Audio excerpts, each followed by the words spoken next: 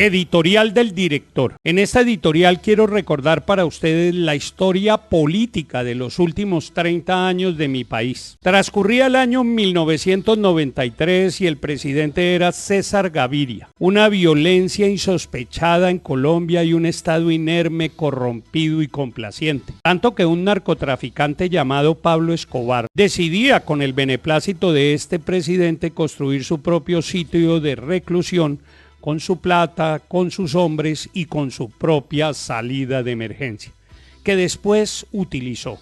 Uno de los tantos episodios funestos de ese gobierno. El otro, la tan cacareada apertura económica, que terminó siendo la estrategia para legalizar capitales del narcotráfico. ¡Qué horror! El 7 de agosto de 1994 llega Samper. ¡Qué belleza! Desde el primer día denunciado por haber llegado con el apoyo del narcotráfico al poder, aparece el proceso 8000 y continúa la degradación de la política y la justicia. Solo componendas y nada pasa. El pueblo ahí, pero inerme, inamovible y complaciente. Seguramente pensando que de pronto les tocaría algo. Nace en ese gobierno la frase de defensa más poderosa y actualmente vigente. Todo fue a mis espaldas. Medina, Botero, denunciantes de Samper, fueron unos farsantes que solo buscaban enlodar su nombre. ¡Qué horror! 1998, Andrés Pastrana, denunciante del 8000, gana utilizando como aliado estratégico a las FARC, fotico con Marulanda. Todo el país complacido y la clase política por primera vez y única vez en mi país, toda de acuerdo y sin reproches. Pero llega el fallido encuentro entre Marulanda y Pastrana y se empiezan a tirar del barco. Ustedes ya saben quiénes son las primeras que se tiran de un barco cuando se empieza a hundir. Pastrana fue quedando solo, sin apoyo y sin capacidad de maniobra. Ganaba nuevamente la guerrilla y sus aliados dentro del estamento. Con más pena que gloria terminó su gobierno. ¡Qué horror! 2002.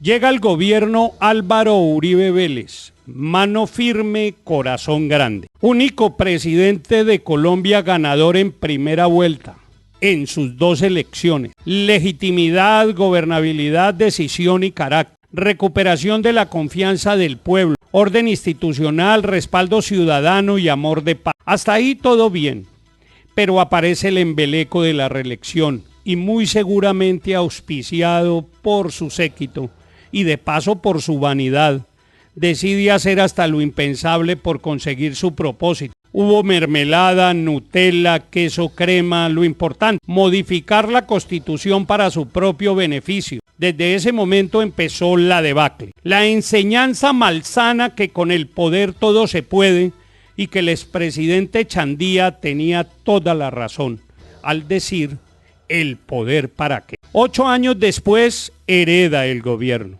¡Qué horror! 2010. Presidente Juan Manuel Santos. Empieza la era de la utilización del lenguaje como estrategia de lucha. Uribe. Todos te amamos, ninguno te odiamos. De perseguir a las FARC para capturarlos o eliminarlos, pasó a convertirlos en sus mejores amigos y en sus más asiduos contertulios. Pactando desde luego. Yo quiero un Nobel y ustedes pueden dármelo. Y ustedes quieren pensionarse y yo puedo hacerlo. Felices todo. Sin pena y con gloria logra sus cometidos. Todo para él, tragedias para el pueblo. La traición, la deslealtad, la ingratitud se fortalecen en la conciencia colectiva que ven cómo sus líderes pisotean los valores, los principios y la ética. Aparece Odebrecht. ¡Qué horror! Llega el 2018. Iván Duque, presidente. Un hombre del común con detractores al piso, como dicen los jóvenes, inteligente, consecuente y defensor de sus convicciones. Hombre con mucha fortuna. En el peor de los mundos aparece la pandemia. El mundo se convulsiona y el presidente Duque se refracciona y milagrosamente se posiciona.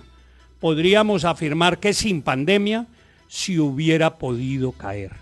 Lo cierto al final es que dejó buenas cifras, contundentes resultados imposibles de refutar por más que lo hayan querido.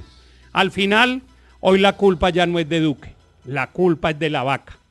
¡Qué horror! En el 2022 llegó la era del cambio. Presidente Gustavo Francisco Petro, Quien dice ser de izquierda y su accionar obedece a la de un liberal a ultranza. Defiende sus convicciones sin importar lo que pase, ni si es viable o es inviable. Se empecina en lo que piensa, con el discurso lo afirma, lo convierte en algo creíble para conseguir sus fines. Es políticamente correcto. Le dice a la gente lo que quiere oír, no lo que en realidad sucede.